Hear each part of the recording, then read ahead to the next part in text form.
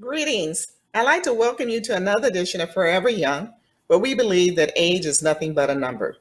I'm one of your hosts, Sharon Mitchell. I'll be joined shortly by our other co-host, Ms. Jean Hendricks, and absent today is David Linton. So for today, we'd like to continue our conversation that we had in our previous episode, talking about ways that you can get help. We talked with some members of a group called Celebrate Recovery, which is a Christ-centered 12-step recovery program for anyone struggling with hurt, pain, or addiction of any kind.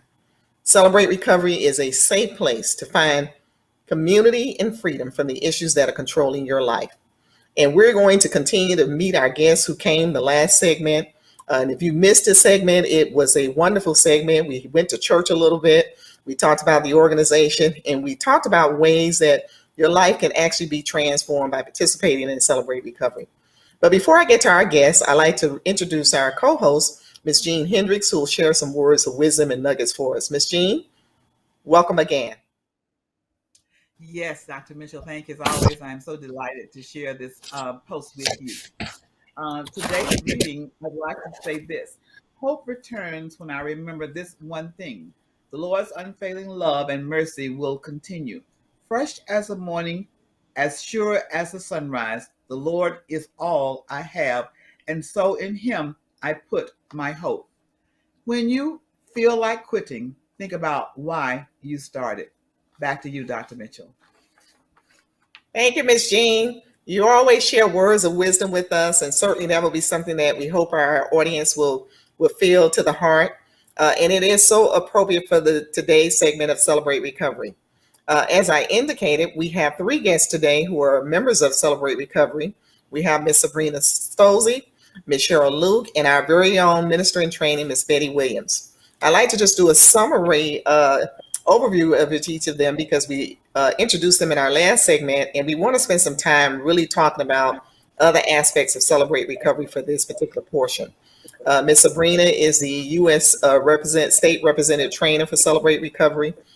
She's a mother, a grandmother, been married for over 34 years, has been a training coach, and has worked as a ministry leader at her local Celebrate Recovery chapter. We also have joining her from Celebrate Recovery, Ms. Cheryl Luke, who is the founder of Mosaic Life Network.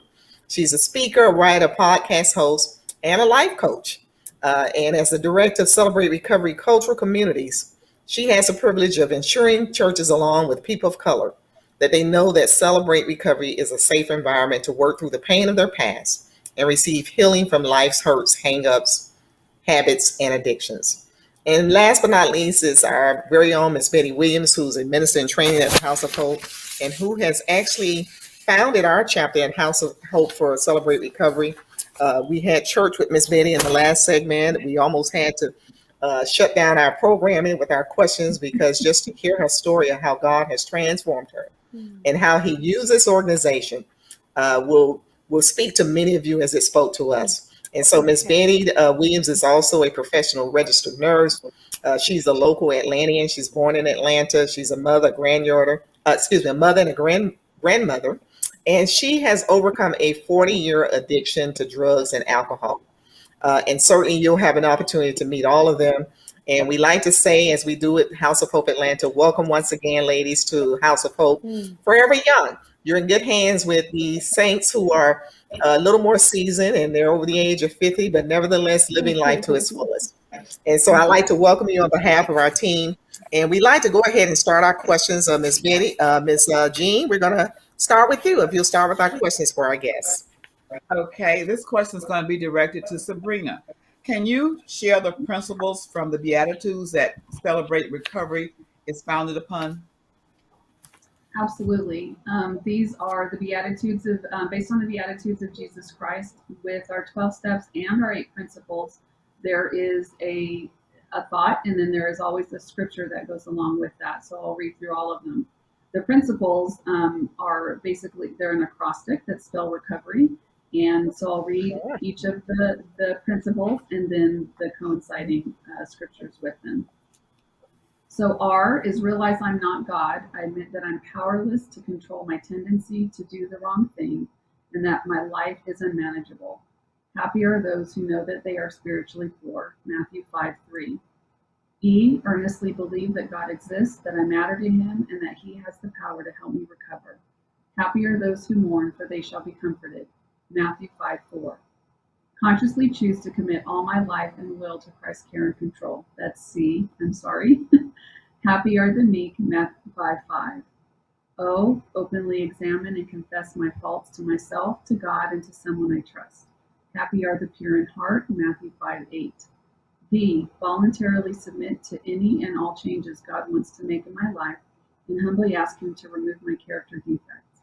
Happy are those whose greatest desire is to do what God requires. Matthew 5:6. About E, evaluate all my relationships, offer forgiveness to those who have hurt me, and make amends for harm I've done to others when possible, except when to do so would harm them or others. Happy are the merciful. Matthew 5:7. Happy are the peacemakers. Matthew 5:9. R, reserve a daily time with God for self-examination, Bible reading, and prayer in order to know God and his will for my life and to gain the power to follow his will. And Y, yield myself to God to be used to bring this good news to others, both by my example and my words. Happy are those who are persecuted because they do what God requires. Matthew 5:10. Wow. Thank you. Very good. Very good. Awesome.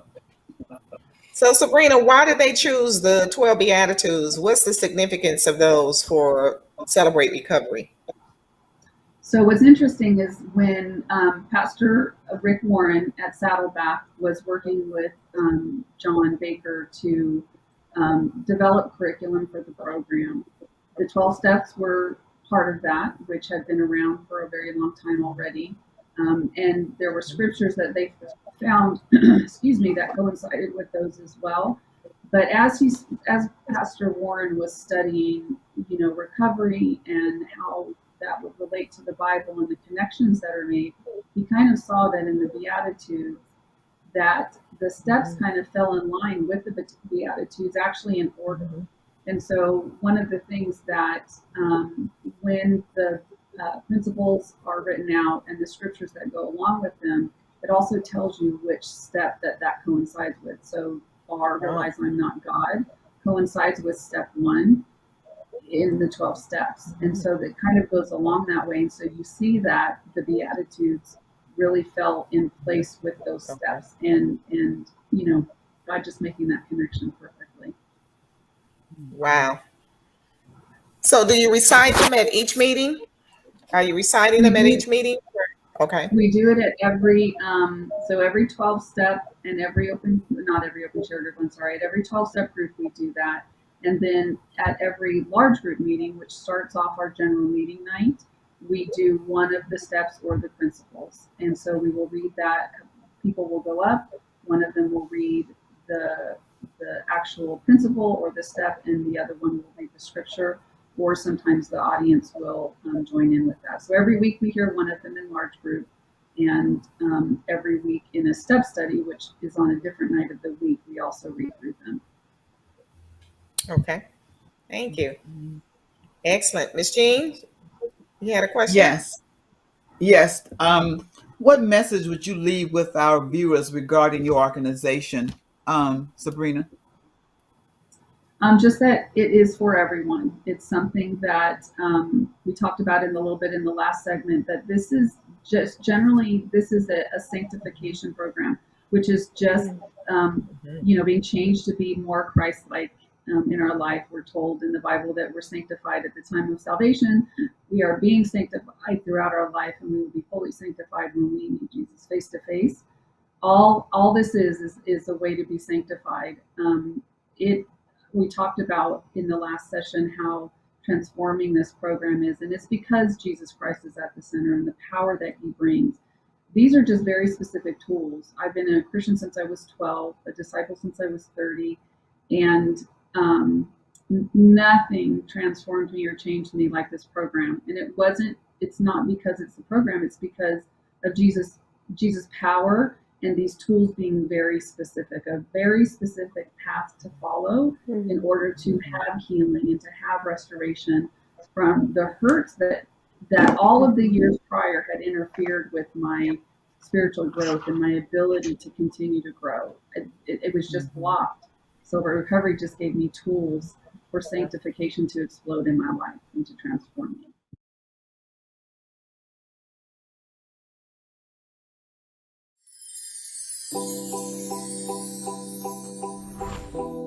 Looking at those areas of how you became who you became, and then looking at what were all the influxes that interfered with all of the stuff.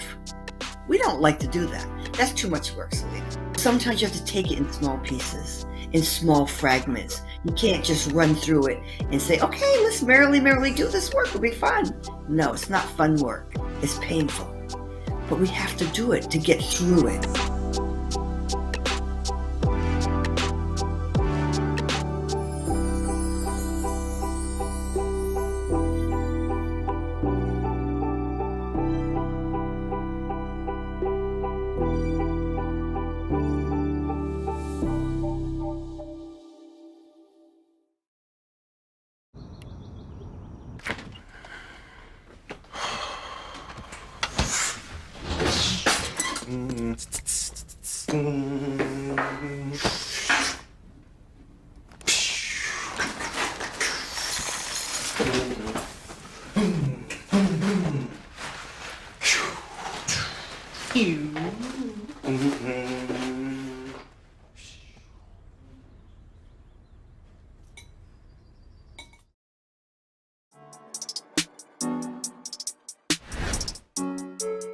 Why do you think these men don't want to get married?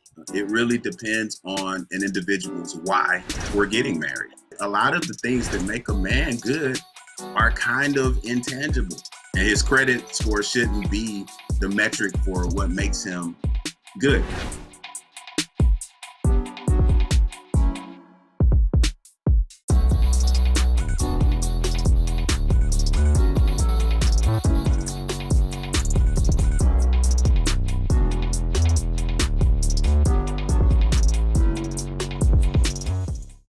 It's when someone is not involved in a church, and how would they find out about this program?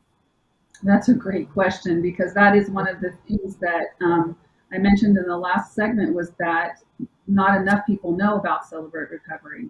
And, that is part of our goal and our vision moving into this next era, if you will, or season in Celebrate Recovery, is that this has been a grassroots organization from the beginning, with state reps that are volunteers kind of spreading the word. And they are all state reps have gone through Celebrate Recovery themselves. And so they're sharing in their local communities. They're getting out into their local communities and letting people know about Celebrate Recovery. But we have now, with the shift into COVID and what that meant for us as a ministry, we have started taking steps to let the general public know more about it, because we have believers and non-believers that come into our ministry for healing and for recovery, and so we do want to get the word out there. Last year, we did an online summit for the first time ever, and we had 15,000 people around the world attend that, and that was kind of the beginning of us trying to get the word out in a different way, not just to local churches, but to anyone and everyone, and let them know that CR is for them. Mm-hmm. Now, one more question to me. Excuse me. Now, I know about your organization. I'm addicted, but I have no transportation. How do I get there? I want to get there, but I have no way of getting there. What do I do? Well, there's a few things. Prior to COVID, so there's kind of two different time periods. But prior to COVID, it just depended on that local ministry. Since Celebrate Recovery is a ministry of the local church, and that program gets brought into a local church, some CRs have things where they will actually best people in and bring them to the ministry. Locally at my CR, if we have someone reach out that doesn't have a way to get there, our ministry leader will generally reach out to our leaders and say, we have someone that wants to attend. can anyone give them a ride? And so it's really Very kind of good. done based on the local Excellent. church and what they can offer and do. Now, Very good. Excellent. because of COVID, we also have what are called CRCR groups, which are online versions of our open share groups specifically, or step study groups. And so more people have been able to get recovery than ever before because of those. And so that's another option for those who just can't get there. Right. Good. Very good. Thank you. Yeah, that was good. You really reflected on community. So I want to shift to Cheryl regarding community. So Cheryl, you're the director of cultural communities. Can you tell a little bit about that? You discussed it a little bit the last segment. Mhm. Can you share a little bit about that in terms of our communities of color? How are we Yes. doing with them? Yes. Before I do that, I'd also like to mention that you can go to www.celebraterecovery.com, and there's a little tab that you can go to find a group in your area and find a Celebrate Recovery that you can attend in your area. But in terms of what I do in my role with Celebrate Recovery, I am responsible for ensuring that people of color, Black, Latina, Latino, Indigenous, AAPI, American, Asian, and Pacific Islander, and other people of color know that Celebrate Recovery is a ministry for them. If pre-COVID, I would say as well, if you would walk into a large conference that Celebrate Recovery hosted, you would generally see a sea of white people, and that is not the heart of our founders, Pastors John and Cheryl Baker, whom Sabrina talked about earlier. And currently Johnny and Jenny Baker, that's not their heart. Their heart is that all communities know that Celebrate Recovery is a ministry of freedom for them. And so my role is to ensure that people of color know that Celebrate Recovery is a place where they can find freedom for themselves. And currently what I'm responsible for doing is hosting step studies online.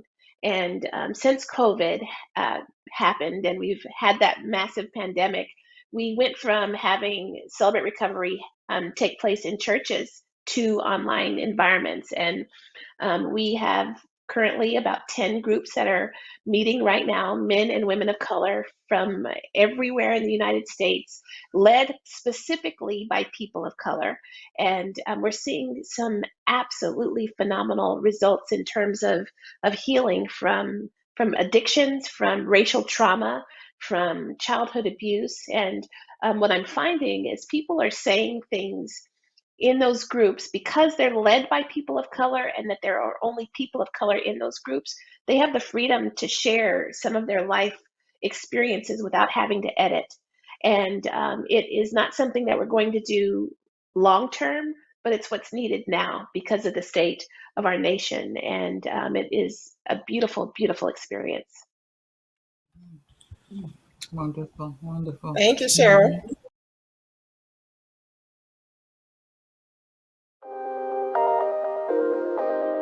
Every discipline starts with creating a habit. Find a plan that works for you. I know you can put a reminder in your phone, call so-and-so in 30 days. You can't use the excuse that, I'm an introvert or I'm an extrovert. You know, stuff people like to say. Nah, if you're not outgoing, right, you better get going because that's the only way networking works.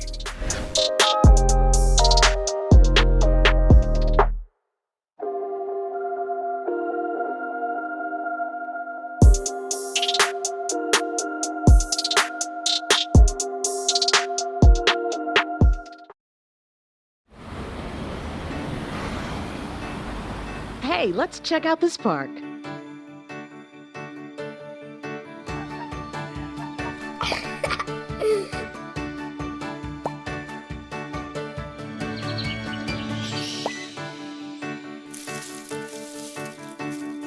Oh, wow, that's really cool. To find a great local park or forest near you, go to discovertheforest.org. What's up, y'all? It's your boy Jermaine Dolly, Mr. Hello Dolly himself, and guess what? You're tuned in to Tea and Worship with my homies, Mignon and Corey. Keep it out, y'all.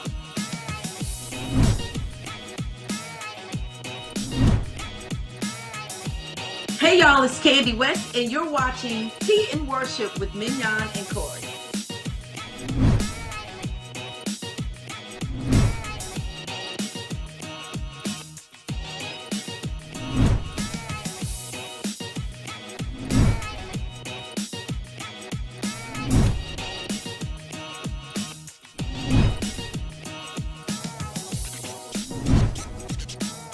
It's your boy James Fortune, and you are watching my favorite news show, Tea and Worship, with my sis Mignon and Corey.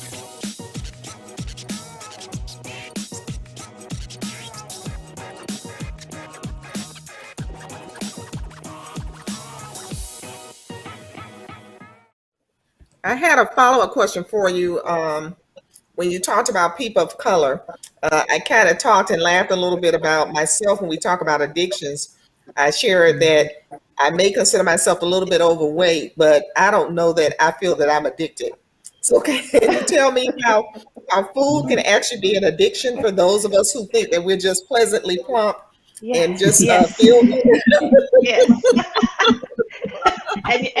and you will always be pleasant. You will always be pleasant.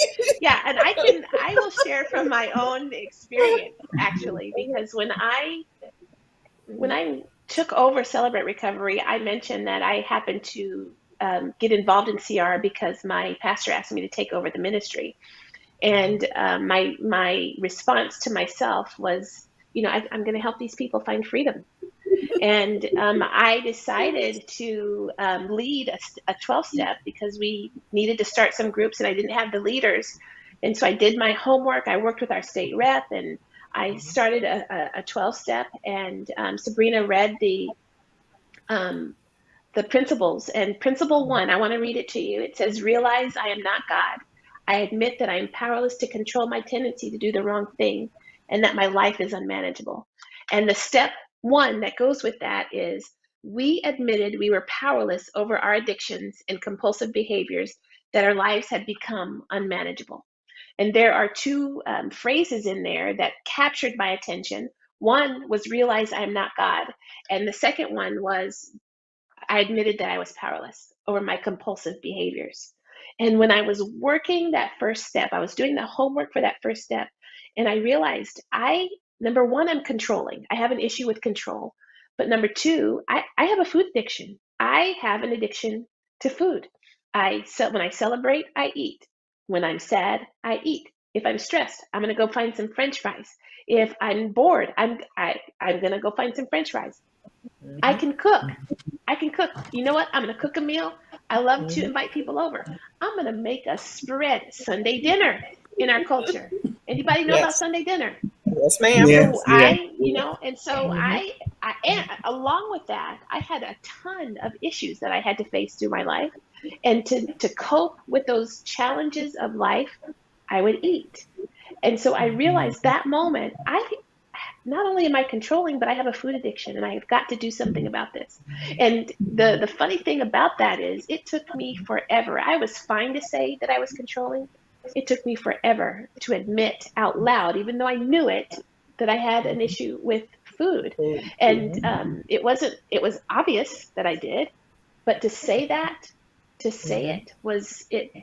And then here's the other thing. When I said it, it felt like a weight had been lifted off of me, because we are as sick as our secrets.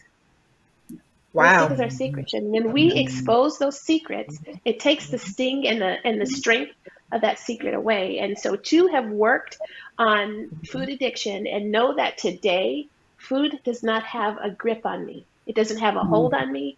I don't think about it all day. I don't think about what I'm going to cook. I don't think about what I'm going to eat unless I'm meal prepping.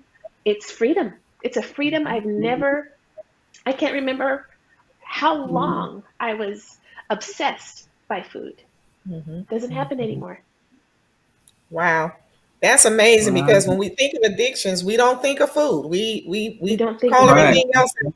Yeah, food is not one of those. As you say, it's apparent that we've got some issues, with our weight, our health issues. Yes. They're all related to our food, and we don't admit that there's an issue. I would also say that food is one of the things that we have to have in order to survive. So finding that balance between your addiction and survival or living is a balance. It's a balance. Yes. So, Miss Betty, we've got a few minutes left, and as usual, this program, we start talking and we look up and the time is far spent. Yeah, so we like to at least ask you a few questions before we wrap up. I want to first ask you, when did you start the Celebrate Recovery chapter at House of Hope Atlanta? We started training for the facility. Excuse me, I'm sorry. We started facilitators training in April of 2019, and our first Celebrate Recovery meeting was September the 9th of 2019. So we've been going strong since then, but since the pandemic, we started doing Zoom calls, and we do those every Thursday night at 6:45 via Zoom. So we've kept going, and people have really been blessed with the meetings, even on Zoom, that they had a place that they could talk about what was going on with them with Zoom. I mean, with the COVID situation, that they were able to find a haven, so to speak, and find support for the situations that they were facing with the COVID. So we're continuing. Thank you, Miss Betty. Miss Jean, you had another question for Miss Betty? Well, I was going to ask her, can she give us the number for the Zoom call, or we have to register or something of that type, Betty? Well, I need for you to notify me, email me, and I will give you a call, because I have to go through the guidelines that Sabrina mentioned earlier. And the main two guidelines that we want to cover when I contact you is that you must stay on camera and nobody can be in the room, because we want to maintain that anonymity and confidentiality for anybody. Since it's virtual, we don't want people just walking in and hearing what other people are sharing, and take it in. So, well, and also, who are the participants of Celebrate Recovery at House of Hope? Everybody, anybody. It's open to everybody, and it's whatever issue you feel you're having. I've had people that started that didn't think they had any issue, like Cheryl. They thought they came to help us get this program started, and guess what? They realized they were codependent. So it's open for everybody, and if you're not sure it's for you, just stop in and do a couple of meetings. I'm sure you can find yourself somewhere in there. Okay. If you don't think it's for you, check if you're breathing, right? Yes, yes. True. And I also like to say that, yes, I had a 40-year addiction, but, for me, Celebrate Recovery has helped me peel those layers of the hurt and pain that I've endured all my life, that I used drugs to cover up. I've used codependency to cover up. I've used overeating to cover up. And like I said earlier, all of those were just to cover up the fact that I didn't have a relationship with God, and I didn't find that freedom, and didn't find the need to let go of those vices until I got that relationship with God. So for me, Celebrate is really important for me, and I think for anybody, because it can help you peel those layers of onion and truly set you free and let go of that shame and doubt of who you are, because you come to know that you're a child of God. And with God, anything is possible, and He's going to love you and take you just where you are. So. Very good. Thank you so much, Betty. That was great. Back to you, Dr. Mitchell. Is she frozen? Okay, I think Dr. Mitchell is frozen. Back to you, Dr. Mitchell.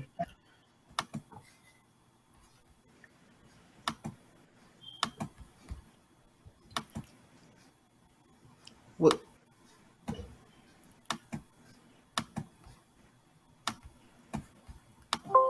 Cheryl, I'll ask you another. Okay, I think she's back now. Are you back, Dr. Mitchell?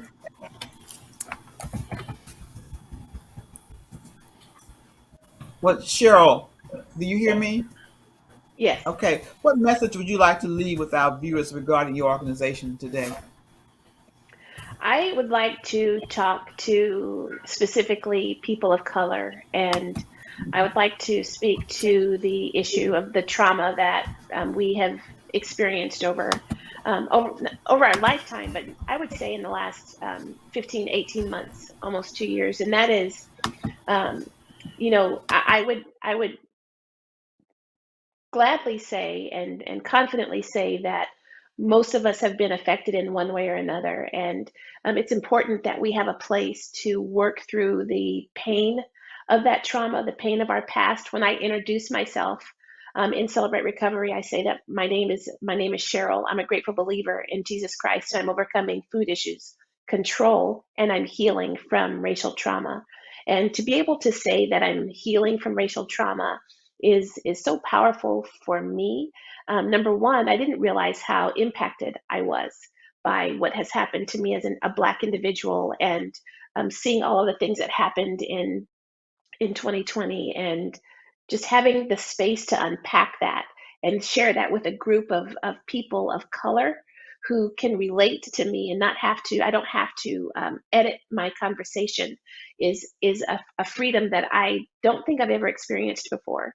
And so if you have experienced any amount of racial trauma, I want you to know that there's a space, a seat, and a place and an environment of safety for you through Celebrate Recovery cultural communities.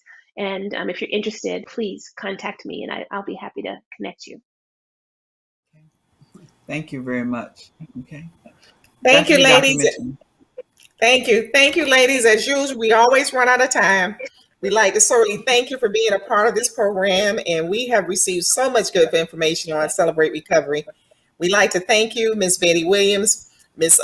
Sabrina Stolze, and Ms. Cheryl Luke for your participation and the good work you're doing with Celebrate Recovery. We cannot tell you how thankful we are that you're out there helping those of us who need to admit that we've got some addictions, we've got some hang-ups, we've got some hurts, and we've got some habits. And so we'd like to thank you all for creating something that allows people a safe space where they can address those issues. And until next time, for our audience of Forever Young, we'd like to say to you, thank you for tuning in today. And remember, Forever Young is our program where age is nothing but a number. Until next time, for Ms. Jean and I, and in his absence, David Linton, we'd like to say thanks again. We'll see you again soon. Bye-bye. Thank you. Bye-bye. Thank you. Thank you.